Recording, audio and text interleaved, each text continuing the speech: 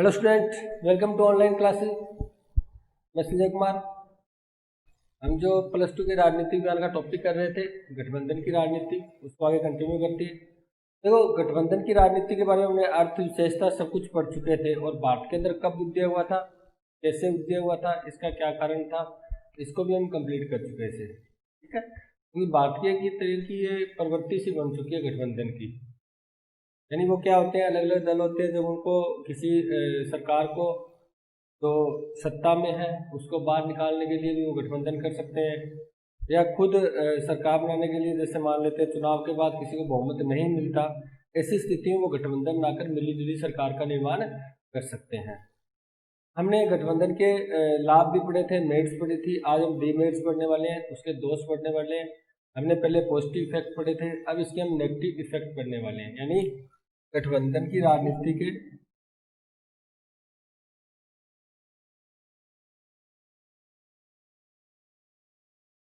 नकारात्मक पक्ष, यानी इसकी डीमेरिट्स, इसके दोष, कुछ भी कह सकते हो आप। ठीक है, इसके कुछ बेनिफिट्स थे, हमने जो मेरिट्स पढ़ी थी, लाभ थे, कुछ महत्व था, इंपॉर्टेंस थी। लेकिन अब बात पढ़ने वाले हैं नकारात्मक पक्ष। देखो, अगर हम बात करें तो उसके कुछ नकारात्मक पक्ष भी होते हैं, नेगेटिव इफेक्ट भी होते हैं हमारे राजनीति में। मैं फर्स्ट इसकी बात कर देता हूँ कि अस्थायी सरकार का निर्माण।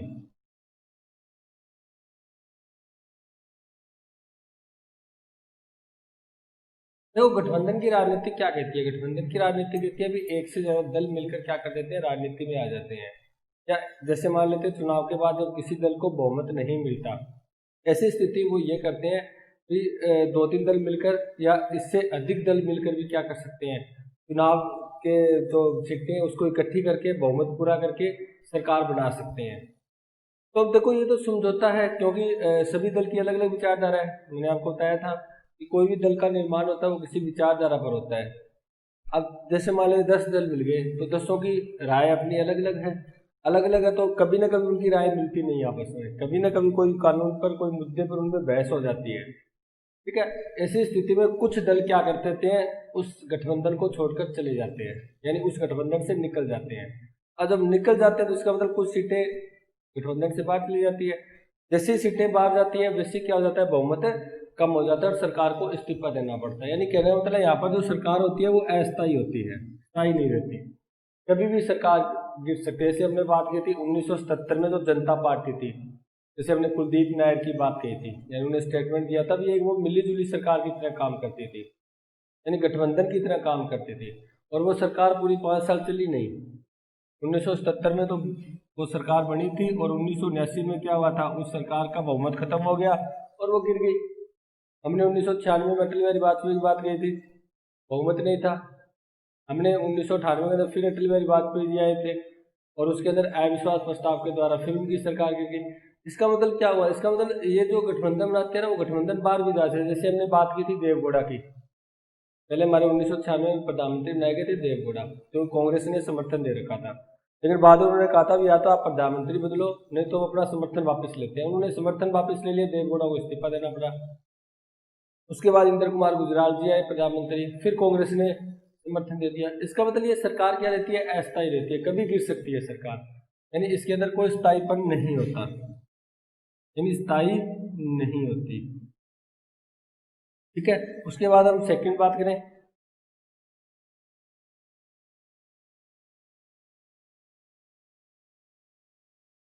सामूहिक उत्तरदायित्व का अभाव।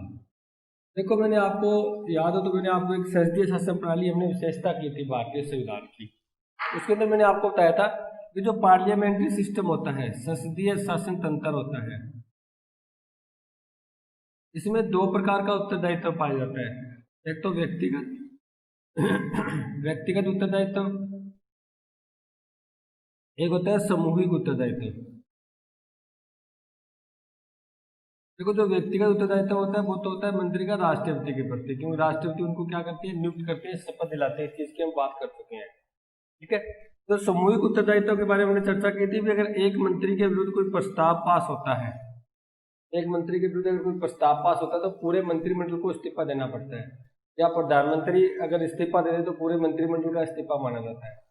तो कहने का मतलब यहाँ पर सामूहिक उत्तरदायित्व होता है, लेकिन गठबंधन की राजनीति में क्या होता है, सामूहिक उत्तरदायित्व का अभाव होता है, क्योंकि सभी अलग अलग विचारधारा के दल होते हैं, इनकी आपस में राय मिलती नहीं है। एक हम बात करें, देखो जो मंत्री होते हैं ना वो जनता के प्रति उत्तरदायी रहते हैं, क्योंकि यहाँ पर डेमोक्रेसी पाई जाती है, लोकतंत्र पाया जाता है। अब जब एक ही दल की सरकार हो, अगर हमारे लिए वो अच्छा काम न करे, जब वो भ्रष्टाचार रहे, तो उनको हम कह तो सकते हैं ना कि आपने हमसे ये वादे किए थे, आप ये काम कर नहीं रहे। लेकिन जब बहुत सी दल की सरकार हो तो वो किसको कहे? प्रत्येक दल क्या करते हैं, एक दूसरे के ऊपर बात छोड़ते रहते हैं, यानी अपना उत्तरदायित्व नहीं समझते। वो कहते हैं वो करेगा, वो कहते हैं वो करेगा। कहते हैं ना, एक बार कोई काम करने वाला एक व्यक्ति होता है तो वो बढ़िया काम हो जाता है, और जब सारे व्यक्ति राय देने वाले होते हैं, सभी व्यक्ति क्या करते हैं, काम करने वाले होते हैं, तो ऐसी स्थिति में काम नहीं हो पाता, क्योंकि वो एक दूसरे को टालते रहते हैं, भी ये कर लेगा, वो कर लेगा, वो कर लेगा। ऐसी स्थिति में कोई काम ही नहीं हो पाता। ये होता है इसके अंदर, यानी इसका अभाव पाया जाता है इसमें, उत्तरदायित्व का। सीधा ही लिख सकते हो आप, उत्तरदायित्व का अभाव पाया जाता है। उसके बाद अगर नेक्स्ट बात करें हम तीसरे नंबर की,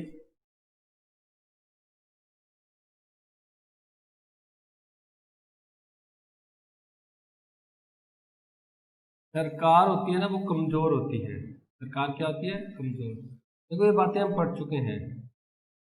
सरकार कमजोरी होती है, कोई सरकार खुद निर्णय नहीं ले सकती। यदि एक ही दल की सरकार हो फिर तो वो आसानी से निर्णय ले सकती है, कोई भी डिसीजन ले सकती है। जैसे वर्तमान में नरेंद्र मोदी जी निर्णय ले रहे हैं, क्योंकि उनकी एक ही दल की सरकार है, उनके पास बहुमत है। अगर मिली जुली सरकार बने, तो एक दल को बहुमत न मिले, बहुत से दलों की सरकार मिले, ऐसी स्थिति में सरकार कमजोर हो जाती है, क्योंकि सरकार ऐसा निर्णय नहीं ले सकती, क्योंकि सरकार को सभी को साथ लेकर चलना पड़ता है, सभी दलों को। अगर उसके अंदर एक ही दल नाराज हो जाता है ना, उसके पक्ष में नहीं होता उस कानून के, उस मुद्दे के, तो सरकार को वो छोड़नी पड़ती है बात, वो निर्णय नहीं लेती सरकार, क्योंकि डर होता है उसको कि कभी वो दल छोड़ के चला ना जाए। अगर चला गया तो उसके बाद बहुमत कम हो जाएगा, सरकार को इस्तीफा देना पड़ेगा। ऐसी स्थिति में वो सभी दलों की बात मानता है, और तो फिर वो स्वतंत्र निर्णय नहीं ले सकता। हम बात कर सकते हैं तो प्रधानमंत्री होता है ना, प्रधानमंत्री, ये भी लिख सकते हो आप, स्वतंत्र निर्णय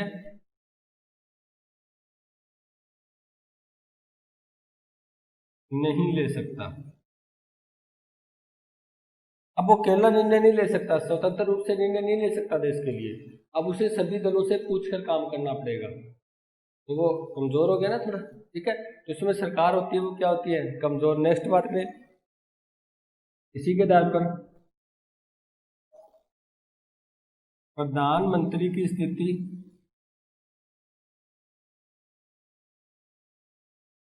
आप लिख सकते हो कमजोर होती है, बिल्कुल सिंपल सी बात है, कमजोर ठीक है, या स्वायत्तता नहीं होती, या वो स्वतंत्र निर्णय नहीं ले सकता। ठीक है, या वो सीमित होता है, यानी असीमित काम नहीं कर, सीमित रहता है वो। अब होता है प्रधानमंत्री की स्थिति कमजोर होती है, कर चुके हैं हम। ठीक है, क्यों? क्योंकि प्रधानमंत्री होता है वो एक दल का नहीं होता, अब वो बहुत से दलों से जो समझौता हुआ है, जो साझा कार्यक्रम बनाए गए हैं, उसका प्रधानमंत्री होता है। तो सभी दलों को उसकी बात माननी पड़ती है, सभी दलों की बात माननी पड़ती है उसको। जिस दल ने जैसा कहा वैसा उसको करना पड़ता है, मजबूरी होती है उसके पास। अगर वो ऐसा नहीं करता तो फिर वही स्थिति आ जाएगी, वो दल छोड़कर चला जाएगा, तो ऐसा वो प्रधानमंत्री चाहता नहीं है। क्योंकि आप ये कह सकते हो भी गठबंधन की राजनीति जो मिली जुली सरकार होती है, वो सरकार के ऊपर तलवार लटकी रहती है हमेशा, उसको हमेशा डर बना रहता है कि उसकी सरकार गिर न जाए। यानी वो पूरे 5 साल सरकार बचाने में ही लग जाता है, जनता के लिए क्या काम करेगा, उसका मतलब नुकसान तो हो रहा है ना। तो उसकी 5 साल तो वो यही सोचता रहता है कि उसकी सरकार बच जाए किसी तरह, 5 साल पूरी सरकार निकल जाए, इसलिए उसको टाइम ही नहीं मिलता जनता के लिए काम करने का। यानी इसमें प्रधानमंत्री एक स्वतंत्र निर्णय नहीं ले सकता, क्योंकि प्रधानमंत्री होता है ना, वो शक्तिशाली पोस्ट होती है, ये ध्यान रखना। अगर हम पूरे विश्व के अंदर शक्तिशाली पोस्ट की या पदों की बात करें ना, तो उसके अंदर सबसे अपना प्रधानमंत्री गिना जाता है। लेकिन जब गठबंधन की राजनीति बन जाती है, इसका मतलब जब मिली जुली सरकार का निर्माण हो जाता है, ऐसी स्थिति में फिर प्रधानमंत्री की स्थिति भी कमजोर हो जाती है। प्रधानमंत्री भी ऐसा डिसीजन या निर्णय स्वतंत्र नहीं ले सकता जैसा उसकी पोस्ट के अनुसार उसको लेना चाहिए। अब उसको अन्य दलों को भी साथ लेकर चलना पड़ेगा, उनकी बात भी माननी पड़ेगी, जैसा वो कहेगा वैसा प्रधानमंत्री को करना पड़ेगा। अगर उसके बाद हम नेक्स्ट चर्चा करें इसके बारे में, तो मैं आपको देता हूँ यहाँ से। उसके बाद इसके नकारात्मक पक्ष की बात करें,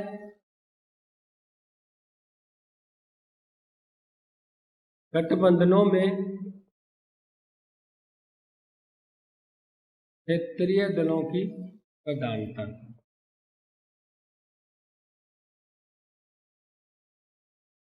देखो होता क्या है, क्यों गठबंधन, देखो जब मान लेते हैं अमेरिका और ब्रिटेन में क्या है, दो ही दल है वहां पर, अमेरिका में भी दो दल है, ब्रिटेन में भी दो दल है, लेकिन बात क्या है, बहुदलीय देश है, ये ध्यान रखना। अमेरिका में भी दो ही दल काम करते हैं, ठीक है, मेन दो ही दल है, सिर्फ ब्रिटेन के अंदर ही मेन दो ही दल है, लेकिन भारत के अंदर बहुदलीय प्रणाली है। इसका मतलब भारत में क्षेत्रीय, राज्य और राष्ट्रीय स्तर पर बहुत दल पाए जाते हैं, बहुत से दलों का निर्माण हो चुका है। ऐसी स्थिति में क्या होता है, जब ज्यादा दल होते हैं तो सीटें बढ़ जाती है, ठीक है, सीटें बढ़ गई तो किसी एक दल को सीट प्राप्त नहीं हो पाती। अब जो मेन दल होता है वो क्या करता है, इन दलों को भी साथ मिला के चलना पड़ता है, यानी क्षेत्रीय दलों की प्रधानता होती है।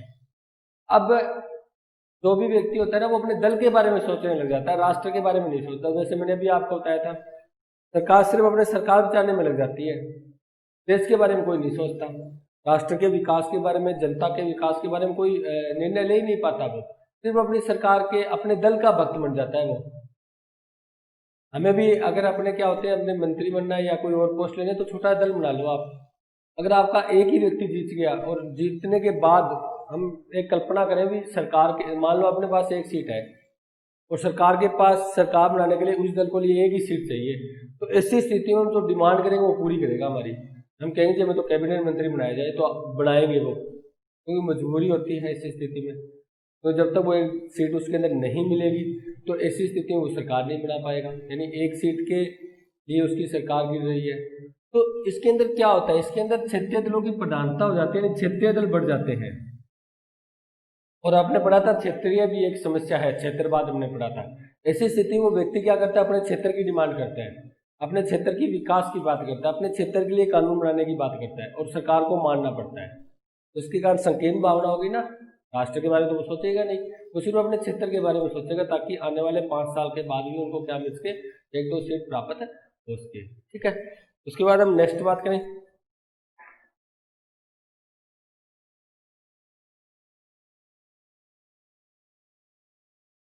हम कह सकते हैं सरकारों में स्थायित्व नहीं होता। इसका मतलब सरकार क्या रहती है, अस्थायी रहती है, सरकार क्या रहती है, अस्थायी रहती है। जब ये सरकार अस्थायी रहती है, ऐसी स्थिति में वो कोई ऐसी दीर्घकालीन, आप कह सकते हो दीर्घकालीन योजना नहीं बना सकती। दीर्घकालीन योजना वही बनाता है जिसके पास बहुमत होता है, उसको पता होता है कि मेरे पास बहुमत है, मैं 5 साल सरकार चलाऊंगा, मेरे को कोई नहीं टाल सकता। ऐसी स्थिति में वो एक दीर्घकालीन योजना बनाकर लोगों का विकास कर सकता है, देश का विकास कर सकता है। लेकिन जब वो अस्थायी रहती है, स्थायित्व नहीं होता, ऐसी स्थिति वो एक अच्छा निर्णय नहीं ले सकती, यानी कह सकते हो एक दीर्घकालीन योजना नहीं, कोई ऐसा प्लानिंग नहीं कर सकती वो देश के लिए, जनता के लिए, ठीक है। तो इसमें सरकारों का अस्थायी रहती है, इसका मतलब स्थायित्व नहीं होता, इसी कारण एक दीर्घकालीन योजना, एक अच्छा निर्णय लेने में वो क्या होती है, असमर्थ होती है। उसके बाद अगर नेक्स्ट बात करें हम इससे संबंधित,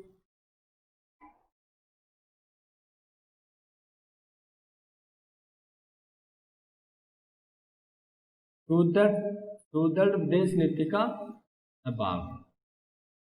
जो गठबंधन की राजनीति में हम देश में ही कमजोर नहीं होते, देखो देश में तो कमजोर होते ही होते हैं, साथ के अंदर क्या होता है, अंतर्राष्ट्रीय स्तर पर भी हम कमजोर हो जाते हैं। अंतर्राष्ट्रीय स्तर, अंतर्राष्ट्रीय स्तर जिसके अंदर हम विदेश नीति की बात करते हैं। विदेश नीति वो होता है एक देश की अन्य देशों के साथ जो नीतियां अपनाते हैं, ठीक है। तो उस उस एक विदेश नीति बनाने में एक सुदृढ़, यानी एक अच्छी मजबूत विदेश नीति बनाने में का भी भाव रहता है। क्यों? क्योंकि विदेश नीति से संबंधित काम कौन करता है, प्रधानमंत्री करता है, और यहाँ पर प्रधानमंत्री कमजोर है। तो प्रधानमंत्री कमजोर है तो उसकी विदेश नीति भी कमजोर होगी, यानी एक सुदृढ़ और अच्छी देश नीति के अंदर वो देश नीति नहीं बना सकता। यानी हम एक, आप ये कह सकते हो गठबंधन की राजनीति में हम अपने देश में ही कमजोर नहीं होती सरकार, बल्कि देशों में भी क्या होती है, कमजोर होती है। देशों के साथ ही वो निर्णय नहीं कर पाती बढ़िया तरीके से। जैसे मनमोहन सिंह जी पर सरकार थी, ऐसी स्थिति वो गठबंधन की सरकार थी, तो वो क्या है, इतनी मतलब देशों के साथ निर्णय नहीं ले सके वो, क्योंकि सभी की राय माननी पड़ती है। लेकिन वर्तमान में जो प्रधानमंत्री हमारे नरेंद्र मोदी जी है, तो विदेशों के साथ कोई भी निर्णय ले सकते हैं, यानी एक अच्छी विदेश नीति का निर्माण कर सकते हैं। वैसे विदेश नीति का जनक हम बात कर सकते हैं पंडित जवाहरलाल नेहरू के, वो हमारे प्रथम प्रधानमंत्री। तो वो एक सुदृढ़ यानी एक मजबूत प्रधानमंत्री थे, क्योंकि कांग्रेस को बहुमत था। उन्होंने एक अच्छी विदेश नीति का निर्माण किया, वहां से विदेश नीति चली थी, वो अभी तक चली आ रही है। तो कहने का मतलब विदेश नीति भी एक अच्छी तभी बनाई जाती है जब एक ही दल की सरकार हो। लेकिन जब मिली जुली सरकार होती है, गठबंधन की सरकार होती है, ऐसी स्थिति में विदेश नीति भी क्या होती है, कमजोर होती है, सुदृढ़ विदेश नीति का अभाव होता है। ठीक है, उसके बाद नेक्स्ट बात करें हम, क्या दिखाई दे रहा है ना आपको, राष्ट्रीय एकता का अभाव लिख सकते हो आप, क्योंकि आपको ध्यान क्या लिख रहे हो, आप नकारात्मक नेगेटिव इफेक्ट पढ़ रहे हो। इसका मतलब आप नकारात्मक बात करें तो आपको नकारात्मक बात ही करनी है, पॉजिटिव बात नहीं करनी है आप। देखो राष्ट्रीय एकता का अभाव होता है इसमें, क्यों होता है, अभी तो बात की थी, व्यक्ति अपने सिर्फ दल के ऊपर दल का भक्त बन जाता है, राष्ट्र की जो भावना होती है वो खत्म हो जाती है उसमें। वो जो व्यक्ति बात करते हैं अपने दल का ही करें, जैसे मान लेते हैं मिली जुली सरकार बन गई एक, उसके अंदर जो दल होगा वो सिर्फ अपने क्षेत्र की बात, क्योंकि क्षेत्रीय दलों का उद्देश्य होता है, वो सिर्फ अपने क्षेत्र की बात करेगा, राष्ट्र की बात नहीं करेगा। वो ये कहेगा मेरे क्षेत्र को, मेरे जो बाकी जनता उनको ये मिलना चाहिए, वो मिलना चाहिए, सिर्फ अपने क्षेत्र की बात करेगा, अपने क्षेत्र के विकास की बात करेगा। पूरे जो राष्ट्र की विकास है उसकी भावना ही खत्म हो जाएगी, यानी राष्ट्रीयवाद की भावना ही नहीं रहेगी उसके पास, सिर्फ अपने क्षेत्र के प्रति। अब वर्तमान में देख लो, देखो हम क्या है, हम दल के भक्त हैं, हम देश के बारे में नहीं सोचते। जैसे मैं मान लेते हैं कांग्रेसी हूँ, मैं बीजेपी हूँ, या मैं अन्य दल का व्यक्ति हूँ, तो चुनाव आते हैं ना, आगे चाहे व्यक्ति कोई हो, चाहे हमारे देश का विकास करने वाला हो या न हो, चाहे वो एक सुदृढ़ प्रधानमंत्री मैं दे रहा हूँ या नहीं दे रहा हूँ, मेरे को तो उसका ही सपोर्ट करनी है, उसको ही वोट देना है। यानी कहने का मतलब उस टाइम हम देश को नहीं सोचते, देश के बारे में नहीं सोचते, कहते नहीं ये तो पक्का उस दल का भक्त है जी, ये तो इसके वोट उसी दल को जाएंगे, उसके पास जाए या न जाए। तो कहने का मतलब हम क्या अंधभक्त हो जाते हैं, आ जाते हैं अंधभक्त, यानी ऐसी स्थिति में अपने देश को हम भूल जाते हैं, हमारी जो राष्ट्र की भावना है वो समाप्त हो जाती है। उसके बाद अगर हम नेक्स्ट बात करें,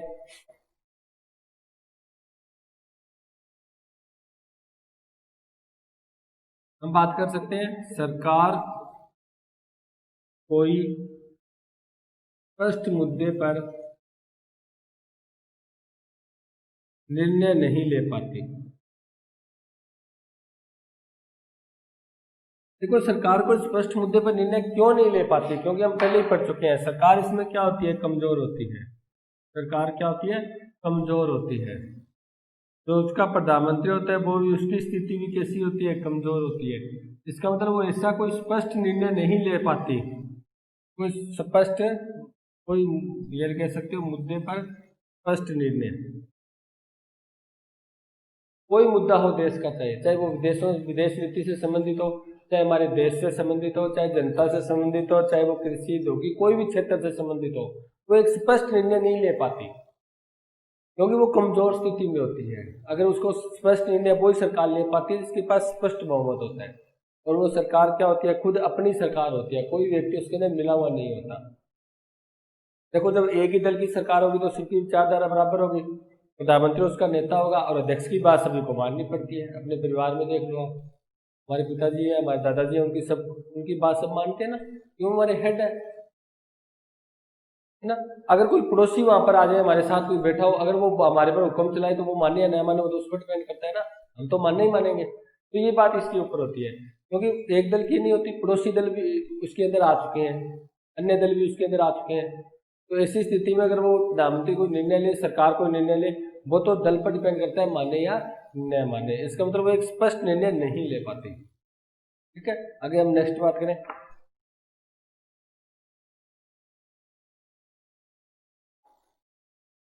छोटे छोटे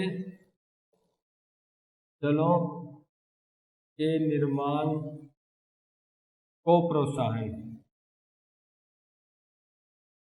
यानी इससे छोटे छोटे दलों का निर्माण हो जाता है देश के अंदर, देश बढ़ जाता है। देश क्या होता है, क्षेत्रीय दलों में बढ़ जाता है। देखो राष्ट्रीय दल होता है वो तो पूरे राष्ट्र का होता है, वो तो एकता की बात करेगा। राज्य दल होता है वो राज्य, क्षेत्रीय दल होते हैं तो क्षेत्र से संबंधित होते हैं, यानी वो क्षेत्र से जुड़े होते हैं। इसी कारण देखो मान लेते हैं आज आपने कोई दल बनाया और आपका जो मिली जुली सरकार के अंदर गठबंधन में आपका हिस्सा चला गया, आपको कैबिनेट मंत्री बना दिया गया, तो ऐसी स्थिति में मैं भी क्या होऊंगा, प्रोत्साहित होऊंगा, मोटिवेट होऊंगा, मैं सोचूंगा मेरे को भी एक दल बना लेना चाहिए। अगर मैं अपने क्षेत्र का विकास करना चाहता हूँ, इससे क्या होते हैं, नए नए नेता पनपते हैं, बहुत नेता बन जाते हैं, छोटे दल बना लेते हैं, खुद को नेता बना लेते हैं। यानी इससे देश का बंटवारा ही हो रहा है, खंडन ही हो रहा है देश का, क्योंकि बहुत ज्यादा नेता हो गए देश में। तो हम अपने परिवार में लेते हैं, अगर सभी नेता बन जाए, सभी बात करने लग जाए, तो मानेगा कौन? यानी कोई मानने वाला व्यक्ति भी चाहिए ना हमारी बात। 4 सदस्य, चारों नेता बन गए जी। अब वो नेतागिरी करेंगे, काम एक दूसरे को कहेंगे, काम कोई नहीं करेगा। तो ऐसी स्थिति देश में भी हो सकती है। तो छोटे छोटे क्षत्रिय दलों को प्रोत्साहन मिलता है, बहुत दलों का निर्माण हो जाता है। इसके बाद राष्ट्र की भावना समाप्त हो जाती है और क्षेत्रीय जो भावना है, संकीर्ण भावना, वो पनप जाती है। लोग यानी अपने क्षेत्र के प्रति जुड़कर रह जाते हैं, उसी दल के प्रति जुड़कर रह जाते हैं। ठीक है, उसके बाद नेक्स्ट बात करें हम। देखो आगे हम बात करते हैं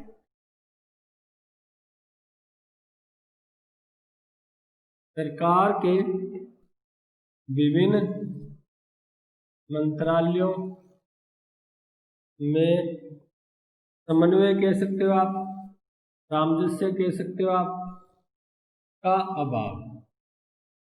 क्यों? क्योंकि बहुत से मंत्रालय होते हैं, विधि मंत्रालय होता है, ठीक है, गृह मंत्रालय होता है, उसके बाद आगे आप कह सकते हो वित्त मंत्रालय होता है।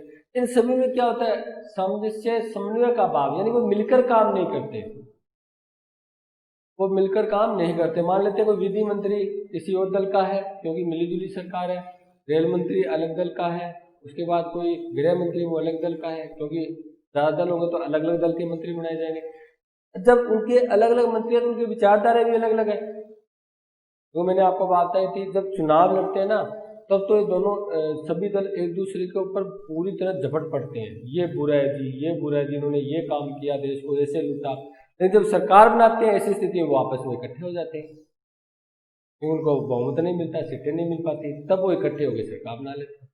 देखो पहले तो उनकी विचारधारा बिल्कुल अलग थी, एक दूसरे से लड़ते रहते हैं, लेकिन चुनाव के बाद वो सरकार बना लेते हैं मिलकर। ऐसा क्यों भाई? तो ऐसी स्थिति में क्या होता है, अब पहले लड़ रहे थे तो अब वो अलग अलग मंत्रालय में चले गए, एक ही सरकार है, तो उनकी आपस में कभी विचारधारा मिलती नहीं है, सामंजस्य रहता ही नहीं है, समन्वय रहता ही नहीं है। ठीक है, यानी सहयोग से काम नहीं करते। और जब सहयोग से काम नहीं करते तो विकास कहाँ से होगा? वो तो आपस में लड़ते रहते हैं, है ना। तो वो मंत्रालय होते हैं वो आपस में लड़ते रहते हैं, उनमें समन्वय का अभाव पाया जाता है। तो देश के बारे में सोचने में उनको मौका ही नहीं मिलेगा, टाइम ही नहीं होगा इतना उनके पास। तो वो देश के बारे में, जनता के बारे में, नीतियों के बारे में, योजनाओं के बारे में कुछ प्लानिंग करे, ऐसा तो कोई मैटर ही नहीं है। प्लानिंग तो तब होगी ना सारे इकट्ठे बैठ कर करे, ये तो प्लानिंग बोलते हैं।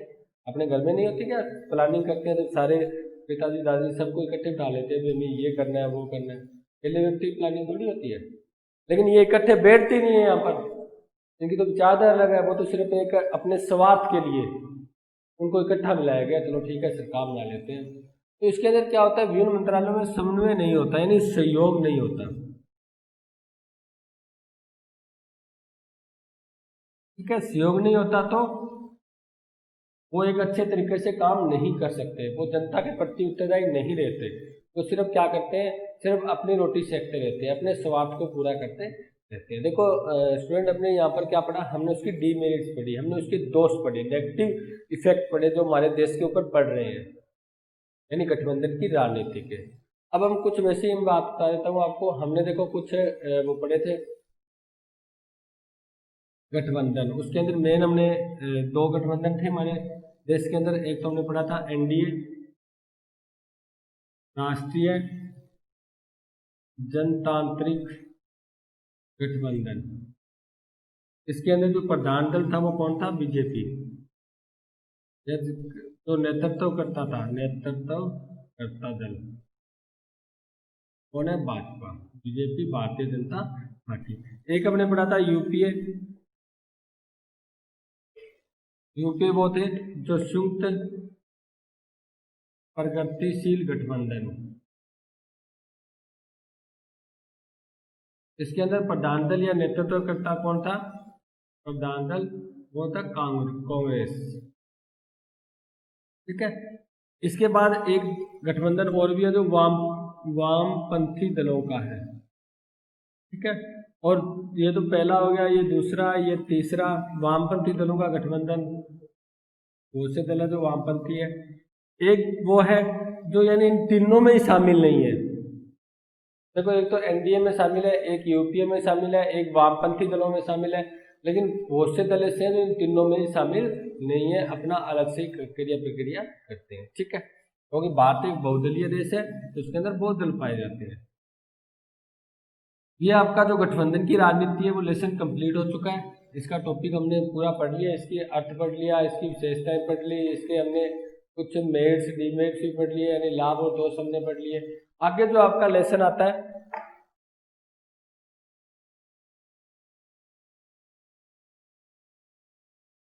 आगे हम पढ़ेंगे भारत की विदेश नीति। बहुत ही बढ़िया टॉपिक, भारत की विदेश नीति व यूएनओ यानी संयुक्त राष्ट्र संघ, ये आपकी यूनिट से भी, संयुक्त राष्ट्र संघ, ये यूनिट आ गई आपकी अब नई। इसकी यूनिट के अंदर आप सिर्फ भारत की विदेश नीति पढ़ोगे, संयुक्त राष्ट्र संघ के बारे में भी चर्चा करेंगे, यूएनओ के बारे में चर्चा करेंगे, जो द्वितीय विश्व युद्ध के बाद जिससे जो अंग बना था, जो संघ बना था, या जो जिस चीज का गठन हुआ था वो संयुक्त राष्ट्र संघ था। आपको बता देता हूँ, प्रथम विश्व युद्ध के बाद जो कोई संगठन बनाया गया था वो बनाया गया था राष्ट्र संघ। क्या बना था? राष्ट्र संघ, जो 19 अप्रैल 1946 को समाप्त हो चुका है। और अब कौन सा संघ चल रहा है हमारा? कौन सा संगठन है? यूएनओ, संयुक्त राष्ट्र संघ। ये द्वितीय विश्व युद्ध के बाद बनाया गया था, ठीक है। तो इसके अंदर सबसे पहले बात करते हैं भारतीय विदेश नीति की विशेषताएं, क्योंकि ये तो नीट का नाम है, यूनिट आपके जो 4 है, ठीक है। अब हमारा जो लेसन है अध्याय 12 है, वो है आपकी विदेश नीति की विशेषताएं। कौन सी विदेश नीति? ध्यान रखना, भारत की विदेश नीति की, भारत की विदेश नीति की विशेषताएं। और उसके बाद बस ये विशेषताएं पढ़ लेते हैं, क्या चीज होती है विशेषताएं। देखो सबसे पहले बात करते हैं विदेश नीति की। विदेश नीति क्या होती है? उसके अंदर गुट निरपेक्षता भी पढ़ेंगे हम। उसके अंदर क्या पढ़ेंगे? गुट निरपेक्षता। बहुत ही बढ़िया टॉपिक और बहुत ही सिंपल, पक्का एग्जाम में प्रश्न आता है इसका, गुट निरपेक्षता के बारे में। ये विदेश नीति, भारत की विदेश नीति का ही एक अंग है गुट निरपेक्षता। ये है क्या, इसकी चर्चा कर लेंगे हम। सबसे पहले बात करते हैं विदेश नीति की। देखो हमने वैसे तो चर्चा की, विदेश नीति वो होती है जो एक देश का दूसरे देश के साथ जो हमारा संबंध होता है, और भारत का भी क्या है, हमने दूसरे देशों के साथ संबंध बना रखे हैं, है ना। हमारा जो पड़ोसी देश है, जैसे हम बात करते हैं चीन की, बांग्लादेश है, पाकिस्तान है, श्रीलंका है, ठीक है। उसके बाद अगर इधर बात करें, पाकिस्तान है, नेपाल है, भूटान है, इनके साथ हमारा कैसा संबंध है, उनके साथ हमारी कौन सी नीति अपनाई जाती है, व्यापारिक नीति है या कोई अन्य नीति हमने अपना रखी है, इसकी चर्चा करेंगे। तो सबसे पहले बात करते हैं तो भारत की विदेश नीति का, वैसे तो मैं बता चुका हूँ आपको, जनक या जो शुरुआत हुई थी वो पंडित जवाहरलाल नेहरू से हुई थी, क्योंकि ये हमारे क्या थे? प्रथम प्रधानमंत्री थे, प्रथम प्रधानमंत्री। उन्होंने हमारे देश की विदेश नीति को गढ़ा था कि भारत की विदेश नीति कैसी होनी चाहिए, विदेशों के साथ हमारा संबंध कैसा होना चाहिए, इन्होंने ही बताया था शुरुआत। और ध्यान रखो, हमारी विदेश नीति जो 1947 के अंदर जो स्वतंत्रता के बाद अपनाई गई थी, वो अभी तक चली आ रही है हमारे। देखो उसके अंदर कुछ चेंज तो हुआ है, लेकिन हमारे उद्देश्य वही पड़े हैं अभी तक, रास्ते बदले हैं, सिर्फ साधन बदले हैं। हमें उसको प्राप्त करने जो साधन है ना, वो अलग अलग, जैसे जैसे सरकार आती है, उनके प्रधानमंत्री आते हैं, वो चेंज करते रहते हैं।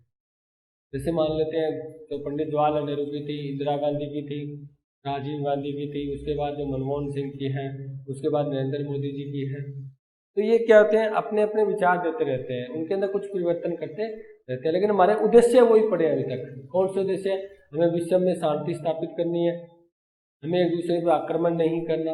ये कुछ बातें हैं जो आप पंचशील समझौता भी है, कुछ और भी बातें हम पढ़ने वाले हैं।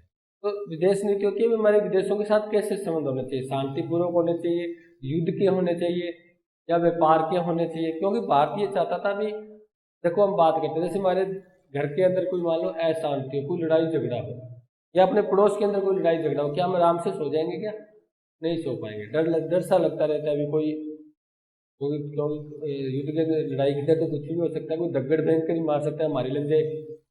तो भारतीय कहता था कि हम अपने देश में शांति तभी बनाए रखेंगे जब पूरे विश्व में शांति होगी। हम अपने देश में शांति तभी बनाए रखेंगे जब पूरे विश्व में शांति होगी। हम अपना विकास तभी कर पाएंगे जब पूरे विश्व का विकास होगा, क्योंकि एक का विकास दूसरे के साथ जुड़ा हुआ होता है। यानी कुछ भारत के उद्देश्य थे, और ये यानी हम जब स्वतंत्र हुए थे उससे पहले ही भारत ने उद्देश्य अपना लिए थे। और हम बात करें अपने धर्मगुरुओं की, जो हमारे संत महात्मा हुए थे, उन्होंने शांति के तो उपदेश दिए थे, क्योंकि भारत तो देवी देवताओं की भूमि है, राजस्थान तो उससे ज़्यादा भी, यहाँ पर टोटल देवी देवता संत महात्मा हुए थे, वो यही पैदा हुए थे। तो उनके विचार ही क्या थे? उनके विचार ही शांति के विचार थे, तो हम उसी पर चले आ रहे हैं। गौतम बुद्ध जी थे, उनके विचारों को हमने अपना रखा है। तो कहने का मतलब है भी जो ये संत महात्मा भारत में हुए थे, उन्हीं के आधार पर हमने अपनी विदेश नीति कर रखी है, और वो विदेश नीति हम चला रहे हैं, अपने देश से पूरे कर रहे हैं। तो हम सबसे पहले बात करते हैं भारतीय विदेश नीति की विशेषताओं के बारे में। हम आज क्या पढ़ेंगे? भारतीय विदेश नीति की विशेषताएं, उनके बारे में थोड़ी चर्चा कर लेते हैं। देखो, भारतीय विदेश नीति की पहली नीति है शांतिपूर्वक सह अस्तित्व की नीति। देखो, शायद हमें रहना तो है, लेकिन रहना कैसे है? शांतिपूर्वक रहना है, पूरे विश्व में शांति स्थापित करनी है। देखो, भारत नहीं चाहता था अभी जो प्रथम विश्व युद्ध हुआ था, फिर द्वितीय विश्व युद्ध हुआ था, भी कोई तृतीय विश्व युद्ध भी हो, तो इससे बहुत ज्यादा पूरे विश्व के अंदर हानि होती है, जान माल की हानि होती है, हमारे जो आपस में संबंध होते हैं वो बिगड़ जाते हैं, अविश्वास पैदा हो जाता है, यानी एक देश दूसरे देश में विश्वास नहीं करता। तो देखो, हमें रहना तो है, लेकिन शांतिपूर्वक रहना है, यानी एक दूसरे पर आक्रमण नहीं करना, हमें आक्रमण नहीं करना। और भारत हमेशा यही चाहता था कि पूरे विश्व में शांति तभी होगी, विश्व में शांति तभी होगी जब सभी देश मिलकर इसकी बात करें। ये तो है नहीं सिर्फ भारत ही पूरा ढिंडोरा पीटता रहे जी, बाकी देश इसकी चर्चा ही न करे, बाकी देश इसकी बात ही न करे, तो ऐसी स्थिति में तो शांति रह नहीं सकती। तो दो व्यक्ति लड़ रहे होते हैं, एक तो बेचारा नीचा देख रहा होता है, दूसरा मार रहा होता है, तो कहाँ शांति रहेगी? कभी ना कभी तो उसको जब मार खा रहा है वो कभी ना कभी तो अटैक करेगा ना, उसका जवाब देगा। तो ये बात भारत चाहता है, भारत चाहता है पूरे विश्व में शांति होनी चाहिए, जो भी देश रहे शांतिपूर्वक रहे, चाहे उसके अंदर कोई भी किसी प्रकार की सरकार हो, चाहे वो साम्यवाद हो, पूंजीवाद हो, समाजवाद हो या मिश्रित हो, कोई भी किसी प्रकार की सरकार स्थापित हो, चाहे वो राजतंत्र हो, लोकतंत्र हो, विधायकवादी हो, कैसी भी सरकार हो, चाहे कैसी भी वहां पर सरकार चल रही होती है, लेकिन हमें रहना शांतिपूर्वक ही है। और भारत ने इसकी पहल भी की थी। देखो, भारत के अंदर 1962 में चीन ने आक्रमण किया था, 1965 में पाकिस्तान के साथ हुआ था, 1971-72 में फिर पाकिस्तान के साथ हुआ था, 1999 में कारगिल युद्ध हुआ था। तो फिर भी भारत ने, देखो भारत पर ही आक्रमण किया गया था, लेकिन फिर भी भारत ने क्या समझौते के लिए पहले हाथ बढ़ाया। जैसे शिमला समझौता हुआ था, ताशकंद 1965 के बाद ताशकंद समझौता हुआ था पाकिस्तान के साथ, 1971-72 युद्ध के बाद शिमला समझौता हुआ था। यानी भारत ने हमेशा ये चाहे चलो कोई बात नहीं, आपने युद्ध किया है, आपने आक्रमण कर दिया, तो अब शांति बना लेते हैं। यानी भारत ने पहले दोस्ती का हाथ आगे बढ़ाया है, क्योंकि भारत की विदेश नीति क्या है? शांतिपूर्वक रहने की। पूरा हम भी शांतिपूर्वक रहे और पूरा विश्व भी क्या रहे? शांति से रहे, एक दूसरे को कष्ट न दे, एक दूसरे पर किसी प्रकार का आंतरिक मामलों में हस्तक्षेप न करे। प्रत्येक देश एक विकास करे अपना, और विकास तभी होगा जब शांति रहेगी। और जब अशांति रहती है ना, घरों में देख लो जिसमें अशांति रहती है उसका विकास भी रुक जाता है, विकास नहीं हो पाता। इसी प्रकार हमारा देश है वो एक परिवार है, घर ही तो है, तो उसमें अशांति रहेगी तो ज्यादा पैसा तो वहां चला जाएगा, जनता के बारे में सोचेगा कौन? मान लो युद्ध की स्थिति होती है, कभी देख लो ना, जब युद्ध होता है ना, ऐसी स्थिति में हमारी जो वस्तुएं होती है वो बहुत महंगी हो जाती है। इसका मतलब महंगाई बढ़ जाती है। क्यों? क्योंकि सरकार का ज्यादा जो पैसा होता है वो टोटल उसमें सैनिकों पर, जो गोला बारूद है, जो साधन है, उन पर चला जाता है पैसा, तो वो जनता के बारे में सोच नहीं पाती, जनता का विकास नहीं कर पाती, जनता के लिए एक अच्छी योजना निर्माण नहीं कर पाती। तो इसीलिए वो कहता है कि देश का विकास भी इसी पर डिपेंड करता है। हमें अस्तित्व रहना है, हमें बनाए रखना है अपना अस्तित्व, किस प्रकार से? शांतिपूर्वक से। हमें दूसरे देश के ऊपर किसी न किसी प्रकार का कष्ट नहीं देना, या दूसरे देश पर हमें कोई आंतरिक मामलों में हस्तक्षेप नहीं करना, आक्रमण नहीं करना, युद्ध नहीं करना, बिल्कुल सिंपल सी लाइन है, ध्यान रखना। और हम यही पढ़ेंगे आगे, जब गुटपेक्षता पढ़ोगे ना तो वो भी इसीलिए गुटपेक्षता की नीति अपनाई गई थी। हमने यूएनओ का समर्थन किया था, इसीलिए किया था ताकि एक पूरे विश्व में शांति बनी रहे। हमने ताशकंद या शिमला या जो भी हमने समझौता किया था वो इसीलिए किया था ताकि एक बार युद्ध हो गया लेकिन आगे शांति बनी रहे, यानी फिर से युद्ध न हो पाए। ठीक है, उसके बाद नेक्स्ट पढ़ते हैं हम।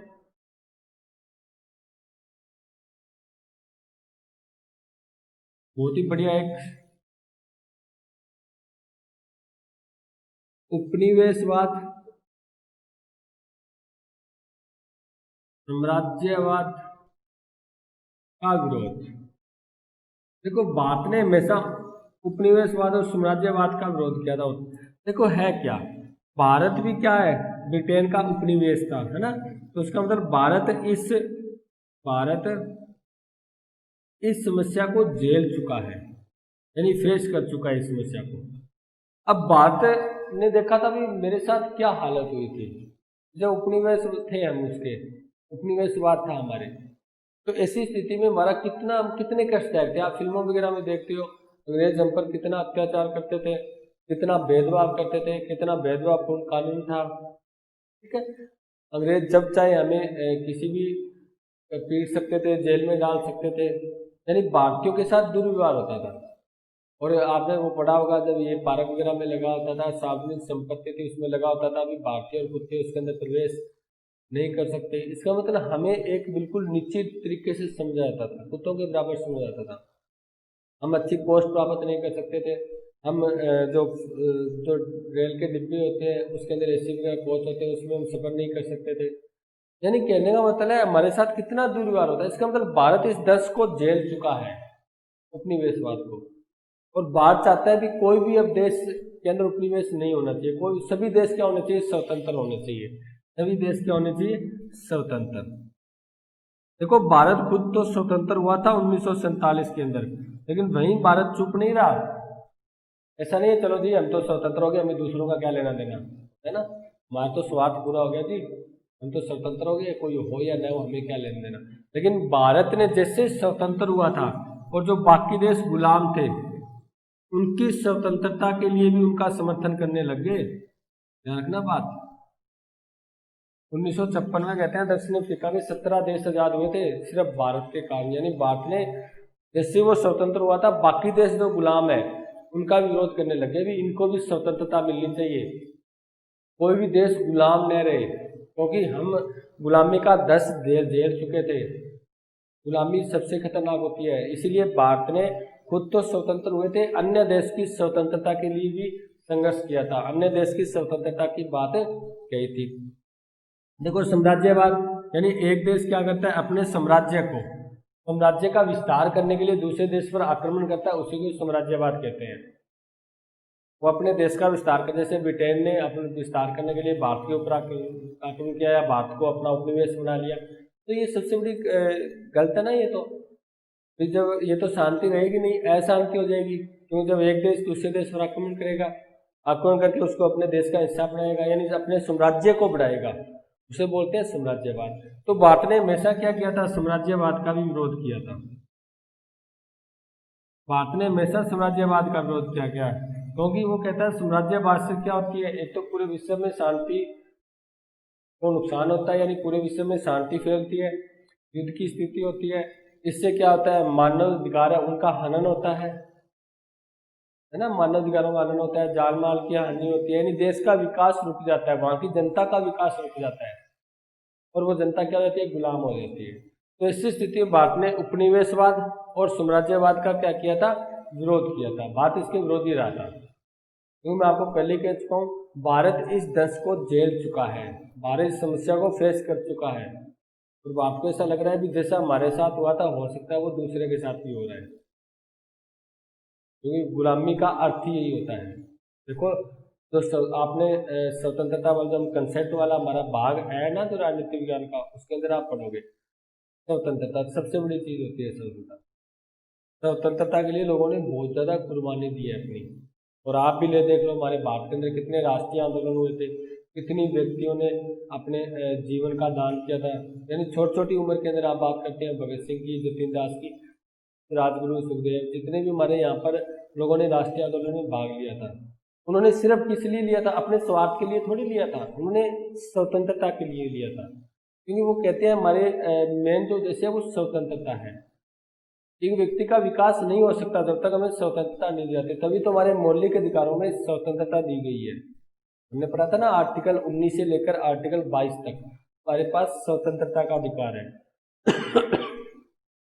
बोलने का अधिकार है, विचार व्यक्त करने का अधिकार है, कहीं भी देश में रहने का अधिकार है, घूमने का अधिकार है। लेकिन ये अधिकार तब नहीं होते जब हम गुलाम होते हैं। और भारत जब देखो गुलाम होते हैं तो इसी स्थिति में हमारा विकास नहीं हो पाता है, क्योंकि हमारे पास स्वतंत्रता नहीं होती। और भारत चाहता है कि सभी का विकास हो, एक देश का विकास हो, पूरे विश्व का विकास हो, और जितने वहां पर जनता निवास करती है सभी का विकास हो, कि किसी प्रकार वो किसी के गुलाम न हो। तो हम ये क्या पढ़ेंगे? भी पढ़ेंगे भारत ने उपनिवेशवाद का कुछ दंश झेला था, खुद ने इसको फेस किया था। इसी कारण भारत ने हमेशा उपनिवेशवाद का विरोध किया। जब एक देश दो अपने साम्राज्य उड़ाता है, दूसरे देश पर आक्रमण करता है, भारत ने इसका विरोध किया था। हम बात करें तो 1956 में एक संकट आया था, मिस्र का संकट, ठीक है। उस संकट के अंदर क्या हुआ था? मिस्र पर हमला किया गया था। 1956 में क्या किया गया था? मिस्र पर हमला, भारत ने इसका विरोध किया था, ठीक है। हम बात करते हैं खाड़ी युद्ध। अमेरिका ने क्या किया? खाड़ी युद्ध, तो खाड़ी के देश हैं उन पर उस पर आक्रमण कर दिया, भारत ने इसका भी विरोध किया। देखो भारत कितना इतना विकसित नहीं है, भारत इतने साधन नहीं है, लेकिन फिर भी भारत ने इनका विरोध किया था। इसका रीजन ये था क्योंकि भारत आक्रमण का विरोध करता है, भारत अशांति का विरोध करता है, ठीक है। यहाँ पर युद्ध किया गया था, यहाँ पर भी युद्ध किया गया था, आक्रमण किया गया था मिस्र के ऊपर 1956 में। इधर भी ये 1956 में मिस्र पर किया गया था ना, ब्रिटेन ने मिलकर किया था। और खाड़ी युद्धों पर, खाड़ी देशों पर जो आक्रमण किया था वो अमेरिका ने किया था, और भारत ने इसका हमेशा विरोध किया था। क्यों? क्योंकि भारत क्या चाहता है? पूरे विश्व में शांति स्थापित करना चाहता है, ठीक है। देखो बिल्कुल सिंपल है। आपको जैसे एक बात होनी चाहिए, भी शांति की बात करनी है। देश नीति बहुत अच्छी है हमारी, बहुत ही बढ़िया देश नीति है। यानी जैसे हम पढ़ोगे ना, आपको ऐसे लगेगा, हम पूरी पढ़ेंगे ना तो आपको ऐसा लगेगा जैसे हम संत महात्मा कोई बात सुन रहे हैं, वैसी बुक पढ़ रहे हैं जो कोई बड़ा महात्मा है जो इन्होंने लिखी है या जो हमें बता रहा है, ठीक है। तो ठीक है डियर स्टूडेंट, बाकी जो विशेषता है वो नेक्स्ट क्लास में करेंगे। यहाँ तक इतना ही। Thank you.